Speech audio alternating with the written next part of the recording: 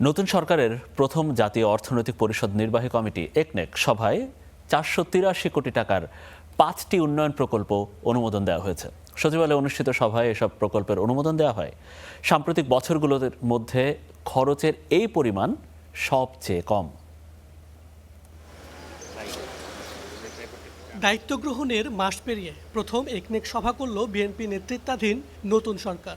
নানা সংকট ও দুর্বল অর্থনীতির চাপের মধ্যে কমানো হলো প্রকল্প সংখ্যা ও ব্যয়। অনুমোদন দেয়া হয়নি নতুন কোনো প্রকল্প।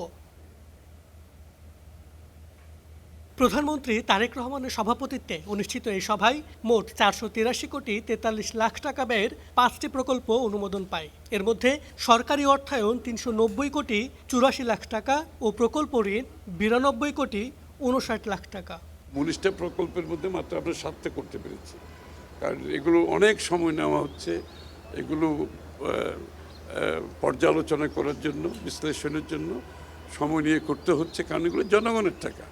আমরা তো অত সহজে পাশ করে দিলাম আর হয়ে গেল, এইভাবে তো আমরা করতে পারবো না। সুতরাং সময় নিতে হচ্ছে। একটা কমিটি করা হয়েছে, ওই কমিটি বিশ্লেষণের মাধ্যমে অনেকগুলো প্রকল্প বাদও যাবে, আর যেগুলো প্রক্রিয়াগতভাবে আমাদের একটা পর একটা সামনে আসবে। আমরা প্রত্যেক সপ্তাহে একনেকের সবার মাধ্যমে এই ব্যাকলগগুলো ক্লিয়ার করে আমাদের নতুন প্রকল্পগুলো সামনের দিকে নিয়ে।